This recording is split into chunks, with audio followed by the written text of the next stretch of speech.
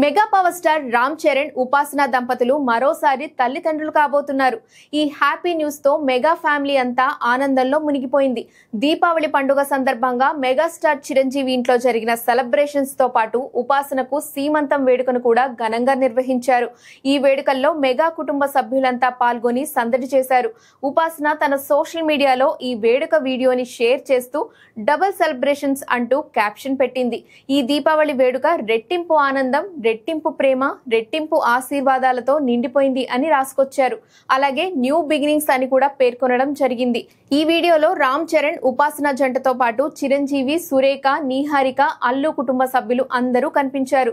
అయితే ఈ వీడియోలో క్లీంకారా ఫేస్ మాత్రం ఎక్కడా రివీల్ చేయకుండా జాగ్రత్త వహించారు. ఇప్పటికే రామ్ చరణ్, ఉపాసన దంపతులకు 2023 జూన్ లో పాప క్లీంకారా పుట్టగా 2 సంవత్సరాల తర్వాత మళ్లీ వారింటికి మరో సంతోషం రాబోతుంది. ఈ గుడ్ న్యూస్ తెలిసిన వెంటనే మెగా అభిమానులు సోషల్ మీడియాలో శుభాకాంక్షల వర్షం కురిపిస్తున్నారు.